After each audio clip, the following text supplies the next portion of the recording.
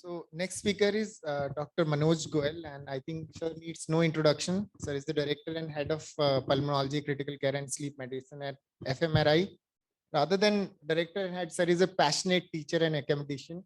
I have attended so much conferences, especially sir has a very keen interest in bronchoscopies and intervention pulmonology.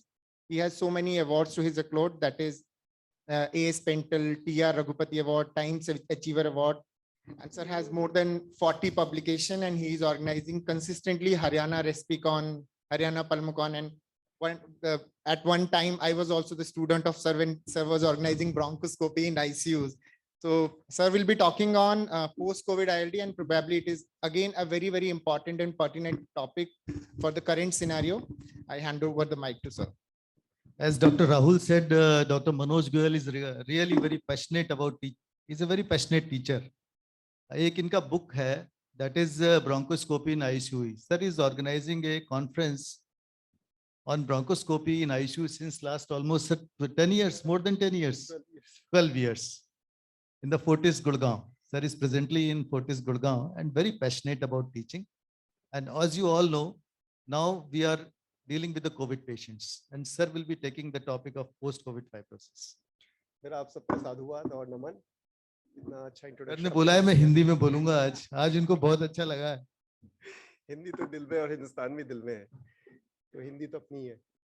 कोशिश करूंगा और आप लोग आशीर्वाद चाहूंगा कि इसमें सफल हो सकूं. तो एक तो मेरे अग्रज डॉक्टर गर्ग हैं सामने मेरे मेडिकल कॉलेज के, तो मैं इनका चरण स्पर्श करता हूँ. मेरा स्पेशल नमन आपको.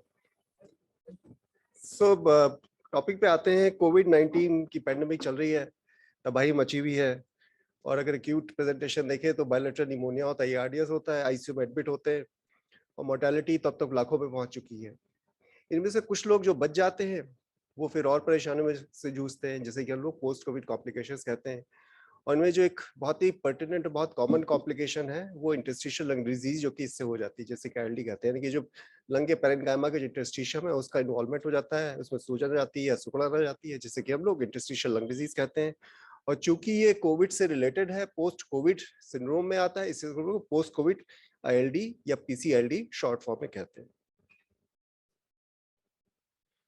तो होता यह है कि आईसीयू में पेशेंट आया, बायलेटरल निमोनिया हुआ, ARDS हुआ, किसी तरह से बच के निकला, तो तूफान आया, तूफान से निकला और सुनामी में अटक गया कि निकलने के बाद भी सांस ठीक से नहीं आ रही है, ऑक्सीजन पे उसको घर भेजा जा रहा है, और धीरे धीरे वो प्रॉब्लम उसकी चली जा रही है.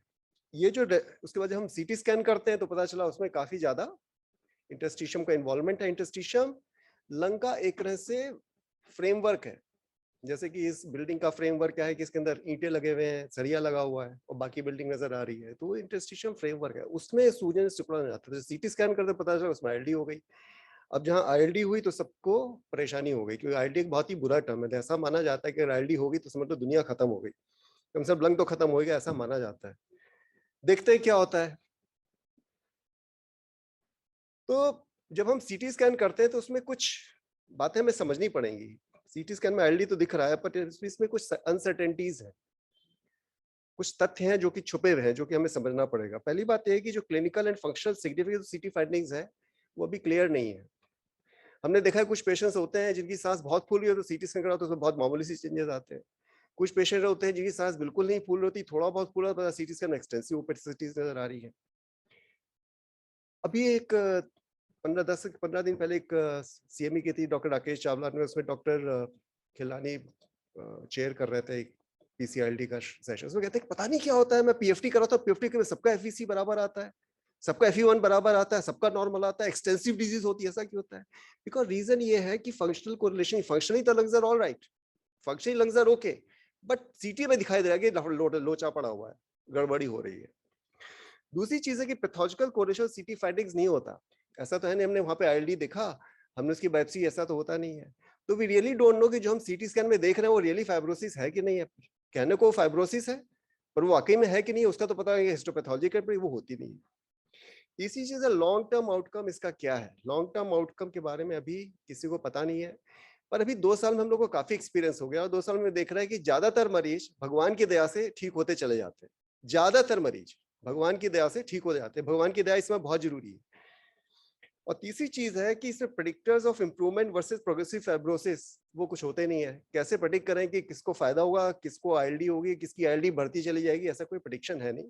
थोड़ा थोड़ा आइडिया लग जाता है, थोड़ा थोड़ा एक्सपीरियंस उससे हम बता सकते हैं, पर कोई ऐसा स्पेसिफिक बायोमार्कर हो, ऐसी कोई साइन एंड सिम्टम हो जिसकी बेसिस हम ये कह सकें कि नहीं जी ये ठीक हो जाएगा, नहीं जी ये खराब हो जाएगा, तो ऐसा भी कुछ है नहीं।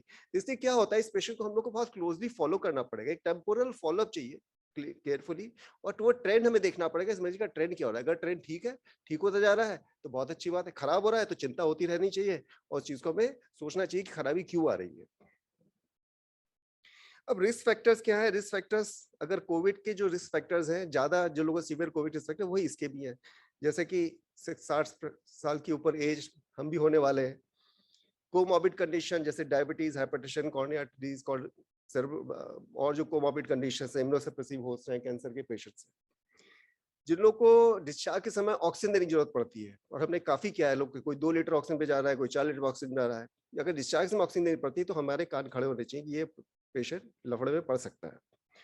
जिन लोगों को वेंटिलेटर पे रखा गया है, नॉन वेजिव वेंटिलेटर दिया गया है आईसीयू में, उनमें भी चांसेस है कि इसको इंटरस्टिशियल लंग डिजीज या पोस्ट कोविड सिंड्रोम हो सकता है। और अगर किसी को pre existing chronic lung disease जैसे कि सीओपीडी या बाई चांस को पहले से अगर आईएलडी की प्रॉब्लम है, तो ऐसे पेशेंट्स को भी खतरा पीसीआईएलडी होने का ज्यादा होता है। अब बात आती है कि लेंथ ऑफ आईसीयू स्टे और मैकेनिकल वेंटिलेशन, और ये बिल्कुल सिंपल सा मैथमेटिक्स है, जितना लंबा आईसीयू में बंदा रहेगा, जितना ज्यादा उसको वेंटिलेटर की जरूरत पड़ेगी, उतनी ही ज्यादा उसकी सीवियर डिजीज होगी, जितनी ज्यादा सीवियर डिजीज होगी उतनी ज्यादा उसकी कॉम्प्लिकेशंस होंगे। तो ये भी एक प्रेडिक्टर है कि मरीज मेरा कितनी जल्दी वेंटिलेटर से बाहर आ गया, कितनी जल्दी उसकी ऑक्सीजन खत्म हो गई, रिक्वायरमेंट खत्म हो गई, उतनी जल्दी उसकी रिकवरी होने के चांसेस है। और एक वर्ड जो कि बहुत कॉमन है, करीब 1994 से चला आ रहा है, डॉक्टर चावला उस समय हम लोग को पढ़ाया करते थे, है ना, जब आर्सनेट ट्रायल आया था, VILI, वेंट्रिक्युलर लंग इंजरी, जिसने की पूरी वेंटिलेटर की फिजियोलॉजी को, जो हमारी वर्किंग को चेंज कर दिया कि भैया लो टाइडल वॉल्यूम यूज करो, है ना, ज्यादा थोड़ा सा पीप करके रखो।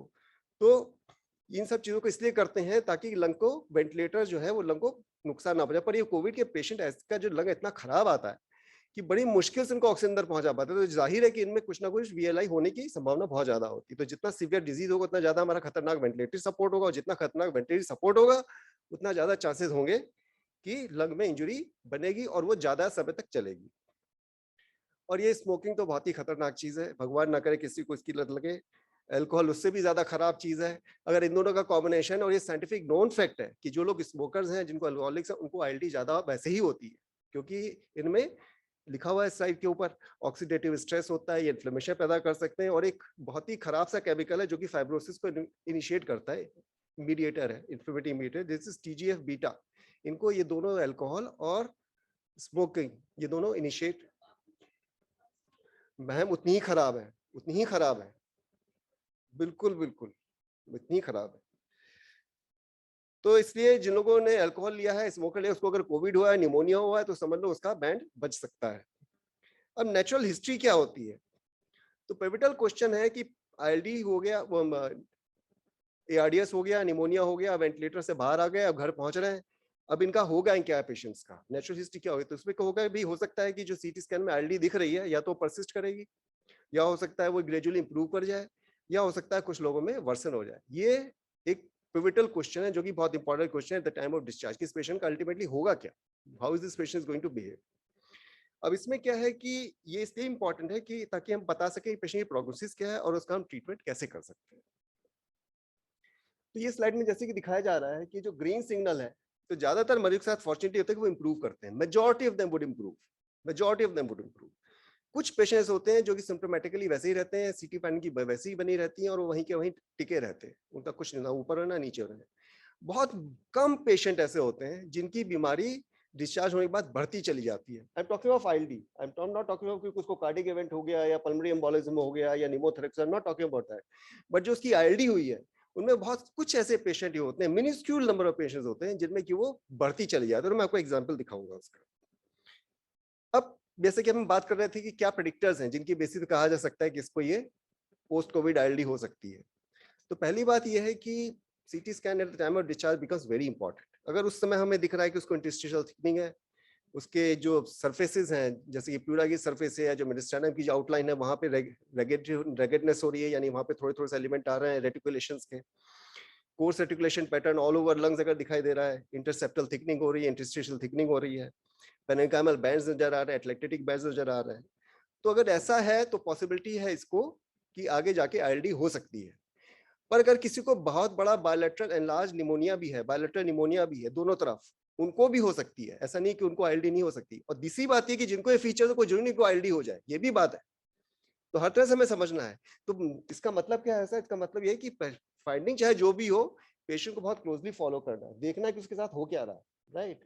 ऐसा नहीं जिसको जो निमोनिया करके गया था थोड़ा सा उसके पैची कंसल्ट देगा उसको शायद आगे नहीं होगा, उसको भी हो सकता है प्रॉब्लम, तो हमें बहुत केयरफुली इनको देखना होगा। हाँ, एक फाइंडिंग, अगर उसको हनीकूमिंग मरीज को हो रही है और हम देख रहे हैं सीरियली अगर हनीकूमिंग बढ़ती चली जा रही है, तो पॉसिबली, हालांकि रेयर होता है, पर पॉसिबली ये पेशेंट ऐसा है जो कि प्रोग्रेसिव फाइब्रोटिक लंग डिजीज की तरफ बढ़ रहा है, और इस पेशेंट्स के लिए रियली हमें बहुत केयरफुल होना होगा। अब एक चीज आती है फाइब्रोटिक लाइक फीचर्स, इसको कृपया ध्यान से सुनिएगा, ये बहुत इंपॉर्टेंट है समझने के लिए। तो एक स्टडी पब्लिश हुई थी चाइना से, रेडियोलॉजी एक बहुत ही इंपॉर्टेंट जर्नल है, रिनाउंड जर्नल, जैसे हम लोग का चेस्ट जर्नल होता है ऐसे रेडियोलॉजी उन लोग की गीता महिमा मानी जाती है रेडियोलॉजी। उसमें उन्होंने 114 पेशेंट का कोहॉर्ट लिया और उन सारे पेशेंट्स जो कि बायलैटरल एक्सटेंसिव निमोनिया थे, उनकी उन्होंने सीटी स्कैनिंग अस्पताल में करी, और जब 6 महीने बाद डिस्चार्ज हुए तो उन्हें स्कैनिंग करी। स्कैनिंग करने पर उन्हें पता लगा कि 62% ऑफ लोगों में आफ्टर 6 मंथ्स कुछ ना कुछ रेडियोलॉजिकल एब्नॉर्मलिटी थी सीटी स्कैन में, और उनमें से करीब 35% पेशेंट ऐसे थे जिसमें फाइब्रोटिक लाइक फीचर्स थे। ओके, और ये फाइब्रोटिक लाइक फीचर्स कैसे हैं? जिसमें कि आपको दिख रहा है कि पेरेन्काइमल बैंड्स कहीं नजर आ रहे हैं, कहीं आपको इंटरसेप्टल थिकनिंग आ रही है, और आप क्लोजली थोड़ा सेंटर की तरफ देखें तो कुछ ब्रोंकाई डायलेटेड पड़े जिनको हम लोग ट्रैक्शन ब्रोंकाइटिस कहते हैं, और करीब अगर आप इस एरिया में देखें तो यहाँ कहीं ना कहीं कुछ थोड़ी थोड़ी हनीकूमिंग से नजर आ रही है, बहुत टिपिकल नहीं है पर कुछ कुछ हनीकूमिंग नजर आ रही है, और हम देख रहे हैं कि उसमें इंटरस्टिशियल सेप्टल थिकनिंग दिख रही है। तो अगर ऐसे फीचर्स आते हैं तो हम लोग फाइब्रोटिक लाइक फीचर्स कहते हैं। मैंने अभी वर्ड फाइब्रोसिस नहीं यूज किया है।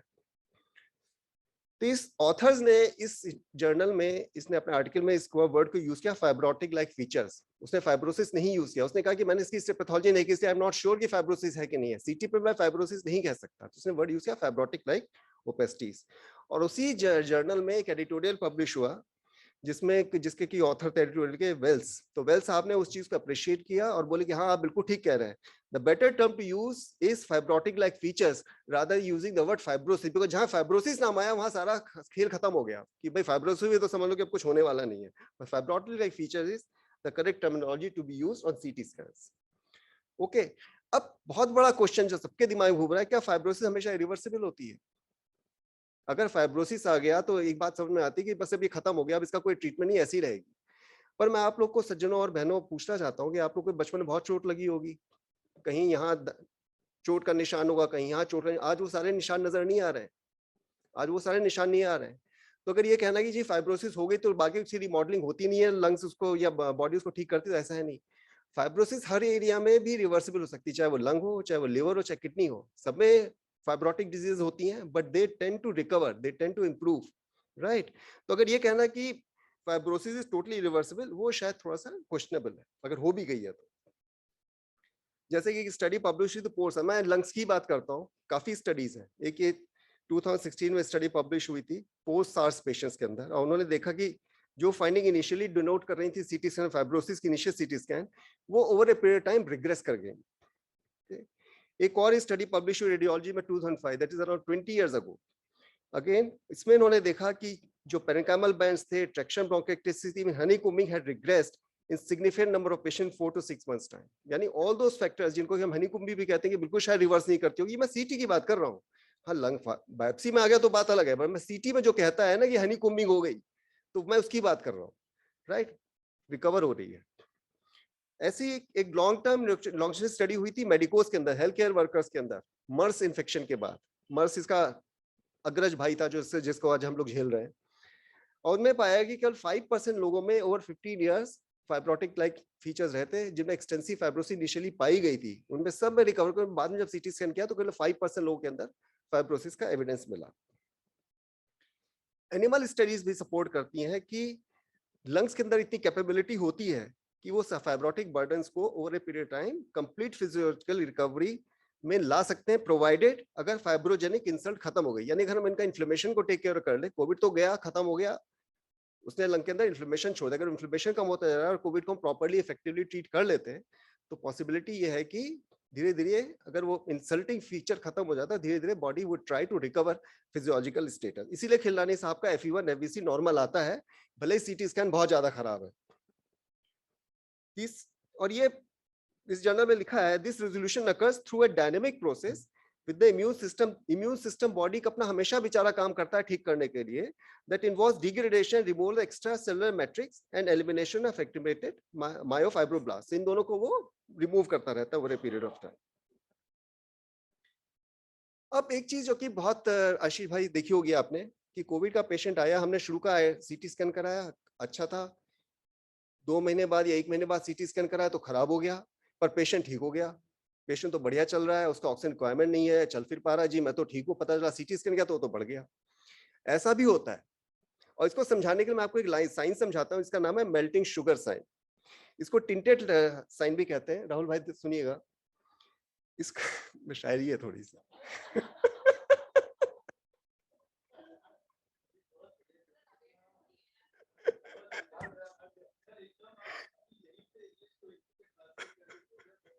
ठीक है, धन्यवाद, साधुवाद आपका।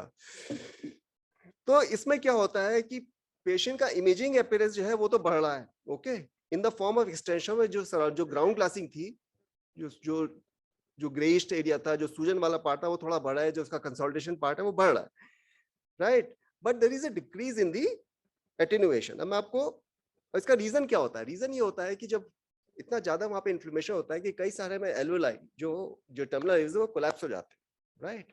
सो दे फर्स्ट इनिशियली अपीयर, अब वहां तो वॉल्यूम लॉस हो गया, दे इनिशियली वुड अपीयर इज के फाइब्रोटिक लाइक थिंग, पर जब से रेजोल्यूशन खुल होता है, जब वो खुलना शुरू होते हैं, तो जब खुलते हैं तो एकदम से तो बिल्कुल व्हाइट काले तो हो ही नहीं जाएंगे, एकदम से हवा घुसेगी नहीं, थोड़ा बहुत उसके अंदर एक्सुडेशन होगा। तो वो जो रिलेटिव एक्सुडेटरी फेज है उसके अंदर, उसकी वजह से ओपेसिटीज बढ़ जाती है, बिकॉज नाउ एल्वेओलाई ओपन हो रहा है, लंग ओपन हो रहा है, तो सराउंडिंग एरिया में पता चले कि ओपेसिटीज बढ़ रही है बिकॉज ऑफ ग्राउंड ग्लासिंग।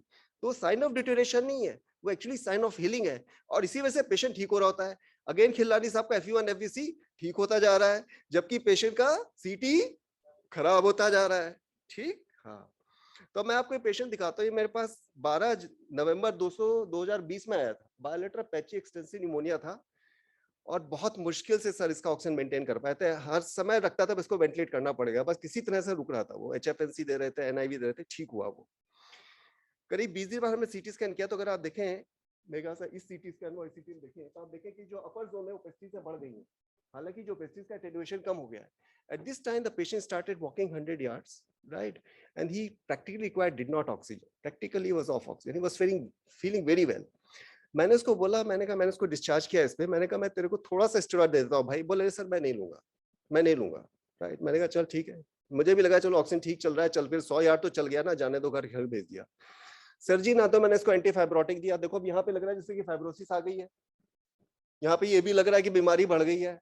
मैंने ना तो इसको स्टेरॉइड दिया, ना तो मैंने इसको एंटीफाइब्रोटिक दिया, और अगर आप देखें तो ये 6 हफ्ते बाद आता है, तो इसका CT स्कैन काफी बढ़िया हो गया है। हालांकि ग्राउंड ग्लास की ओपेसिटीज बढ़ गई हैं, आप देखिए अगर ऊपर और कोने तक पहुंच गई, पूरा लंग में अगर आप देखें तो हेजीनेस बढ़ रही ग्राउंड ग्लास की। और ये जब 6 महीने बाद है तो CT नॉर्मल, तो ये एक्सरे वहां CT वहां से शुरू हुआ, यहाँ जाके खतरनाक रूप से बढ़ा, यहाँ पे मैंने उसका ट्रीटमेंट बंद किया, केवल उसको चेस्ट फिजियोथेरेपी, ब्रीदिंग एक्सरसाइज, प्राणायाम सिखाया, योगा की यात्रा में लगाया, बाबा रामदेव के मंत्र समझा दिए, दवाई नहीं, केवल आलोम विलोम करो, प्राणायाम करो, बस वो करो, चौकी लगाओ, और वो यहाँ पे पहुंच गया। सिर्फ इतना किया था, सच बता रहा हूं। तो ये है, देखो फाइब्रोसिस कहां से कहां पहुंच गई, ठीक है, ओके। अब चलते हैं ट्रीटमेंट के ऊपर। तो ट्रीटमेंट में हमें बहुत पहले असेस करना पड़ेगा, ऐसा ना मान के चले कि जो कुछ करा धरा है वो कोविड साहब नहीं करा हुआ है, और भी लोचे लफड़े हो सकते हैं। तो इसमें हमें देखना पड़ेगा उसकी सिम्टम्स बिफोर कोविड इन्फेक्शन क्या थे। कहीं ऐसा तो इसको पहले प्री-एक्जिस्टिंग डिजीज थी, कोई इसको पहले से इसको ILD रही हो, पहले से इसको हेपेटिस निमोनाइटिस रही हो, पहले से इसको COPD रही हो, कनेक्टिव टिश्यू डिसऑर्डर हो, तो हमें उस पॉइंट ऑफ इसको फिजिकल एग्जामिनेशन भी करना चाहिए और देखना चाहिए। अगर उसका पहले कोई एक्सरे या CT स्कैन अवेलेबल है तो उसको हमें बुला करके चेक कर लेना चाहिए, देख लेना चाहिए भी अभी क्या हो रहा है, पहले से तो कोई प्रॉब्लम नहीं है, राइट। और जो पेशेंट्स ठीक नहीं हो रहे हैं, जिनमें मजा नहीं आ रहा है आपको ठीक करने में, उनका कनेक्टिव टिश्यू प्रोफाइल जरूर करवा लो, शायद वहां कुछ लफड़ा हो, right, and you may pick them up. इन पेशेंट्स का एक बेसलाइन जब आप डिस्चार्ज करें और पेशेंट की कंडीशन थोड़ी ठीक हो तो एक बेसलाइन PFT 6 मिनट टेस्ट और इमेजिंग करवा करके देखें, और इनको क्लोजली मॉनिटर करें क्लिनिकली।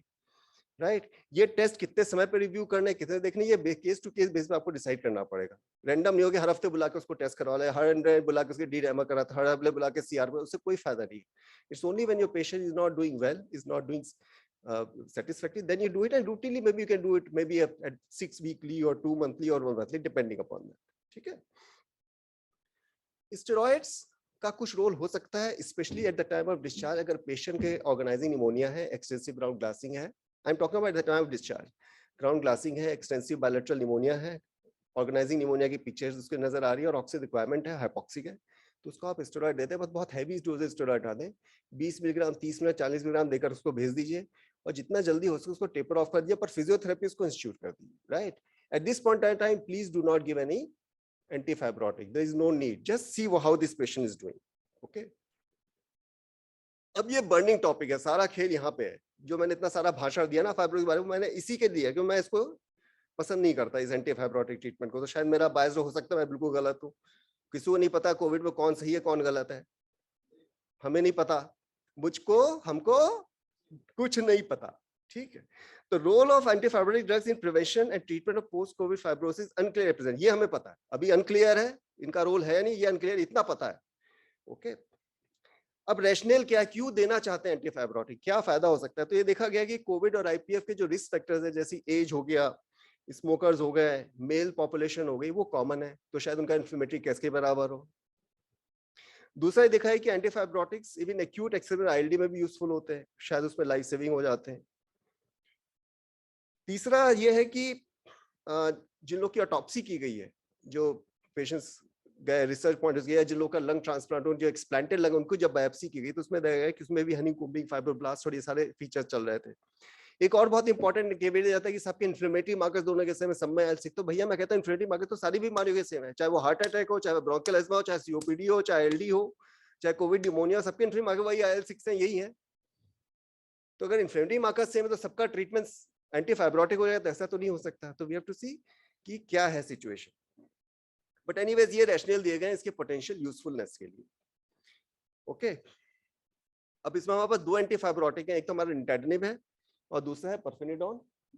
बस 2-3 मिनट, ज्यादा नहीं होगा। निटाइडिनिब और परफेनिडोन है, इनमें से कौन सा यूज करें अपनी चॉइस है, दोनों इक्वली इफेक्टिव है, इसमें आपके और कॉस्ट भी बराबर आ गई, तो ऐसी कोई प्रॉब्लम नहीं है। अब कैविएट है, ये बहुत ध्यान से सुनने वाली बात है। पहली बात है, antifibrotic drugs take at least 1 to 3 months to demonstrate effect, यानी आप आज आपने शुरू की तो 3 महीने में आपके अंदर उसका असर आना शुरू होता है, तो हो सकता है मरीज अपने आप ही उतने टाइम में तो ठीक हो जाए। Most of the patients improve by that time. तीसरी चीज है जो सबसे बड़ी इंपॉर्टेंट, कि antifibrotic drugs actually slow down the progression of fibrosis. ये वर्ड एंटीफाइब्रोटिक ही गलत है एक्चुअली। ये जो एंटीफाइब्रोटिक है, ना तो ये फाइब्रोसिस को ट्रीट करते हैं कि भैया दे दिया तो फाइब्रोसिस खत्म हो जाएगा, ऐसा तो होता नहीं। ना ही ये फाइब्रोसिस को प्रिवेंशन को रोकते हैं कि मैंने उसको दे दिया आगे फाइब्रोसिस नहीं होगी, they only slow down the progression of fibrosis. तो दिस वर्ड एंटीफाइब्रोटिक एक्चुअली थोड़ा सा ट्रिकी है। और तीसरी चीज जो कि मोस्ट इंपॉर्टेंट, कि majority of this patient do not have progressive symptomatic disease, majority of them. Okay, although some may apparently show increase in fibrotic like opacity in the CT scan, जैसे कि मैंने आपको दिखाया था।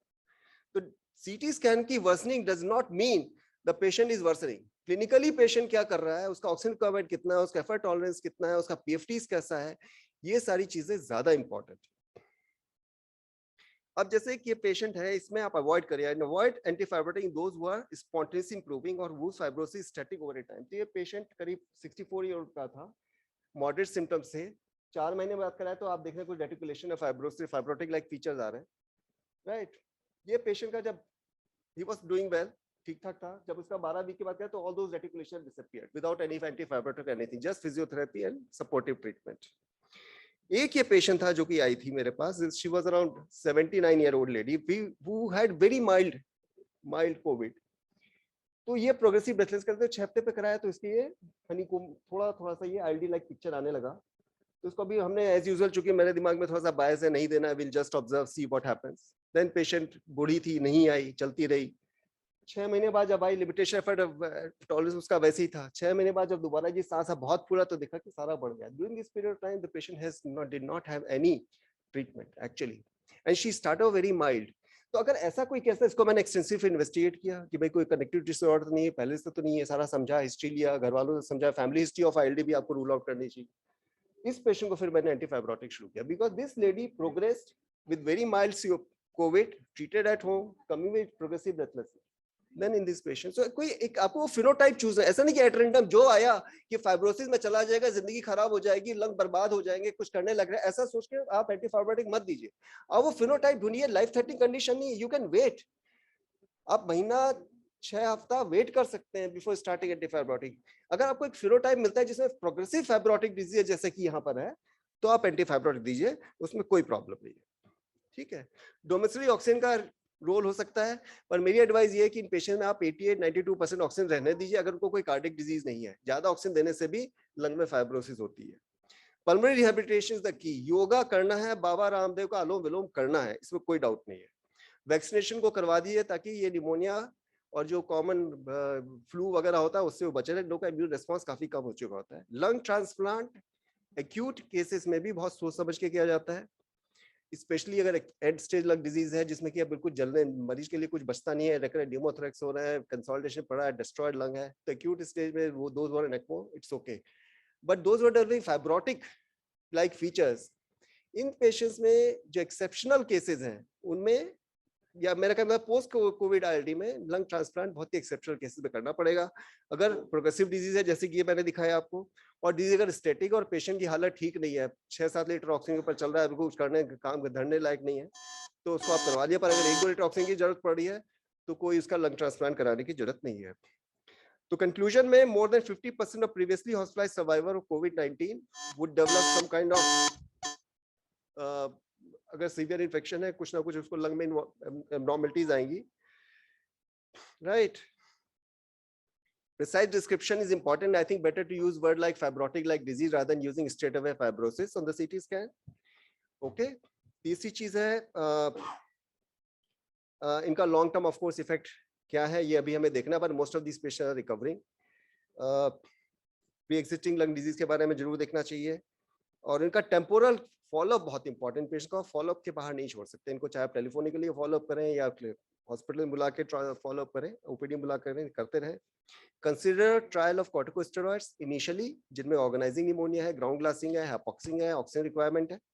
Antifibrotic in those patients, in those phenotypic patients who are showing progressive fibrotic disease accompanied with functional deterioration, right? Just on CT scan अगर fibrosis बढ़ रही है तो उसको treat नहीं करें।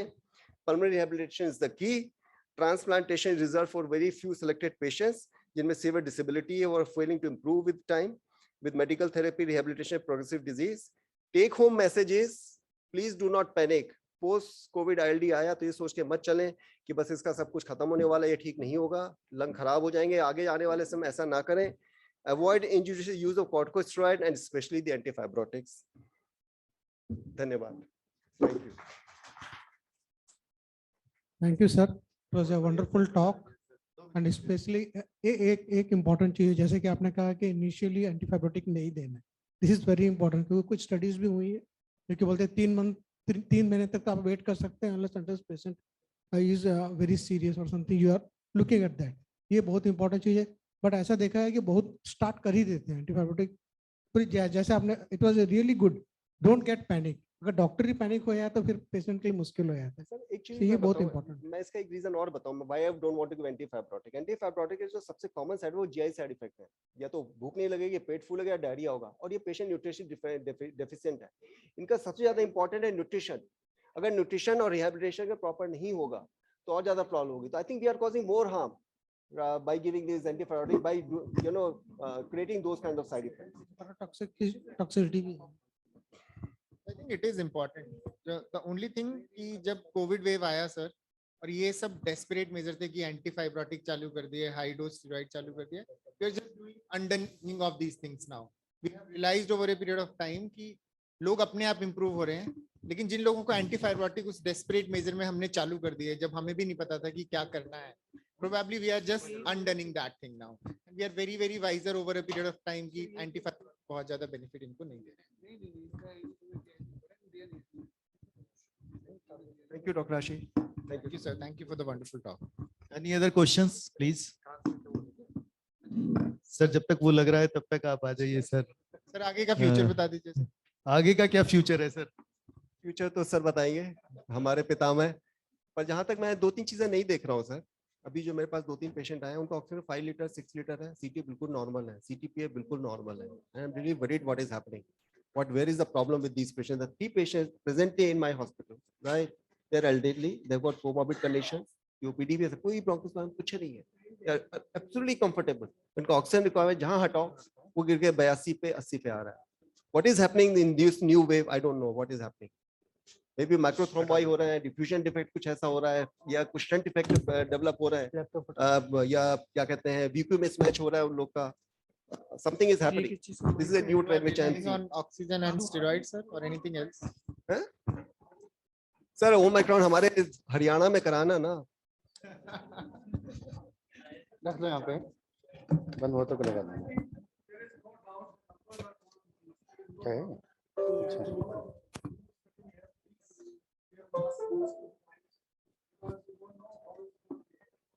Most likely, I think the issues are going to be numbers. I think January will generate so, and then it will pass out. Some attrition will occur because of my sheer number. If there were 500 of delta, now there will be 5,000. Even 1% would be good. I think पर sir इसमें मैं एक बात कहना चाहता हूँ, इसमें sir problem क्या, इतना ज्यादा ये इसकी मल्टीप्लिसिटी है, इतनी तेजी से मल्टीप्लाई कर रहा है ना, और जितना तेजी से वायरस मल्टीप्लाई करेगा उतना ज्यादा उसमें म्यूटेशन होने के चांसेस होंगे। तो अगर हमने ओमाइक्रॉन को नहीं रोका तो हो सकता है, अभी तो ये तो माइल्ड है, पर अगर ये म्यूटेट होकर किसी मोर डेंजरस वायरस में कन्वर्ट हो गया, then there could be a problem. Therefore, even though symptoms may be less admission, but we must stop the spread. We must stop the spread. दोनों चीजें, और बढ़ भी सकता है, हमें वर्ष का ज्यादा सोचना चाहिए। सही बात। Thank you very much Thank you sir. very much. I think sir ने जो हिंदी में मतलब यहीं पे एकदम से इंग्लिश को हिंदी में कन्वर्ट करके जो बोला है, big round of applause for doctor Manoj Goyal sir.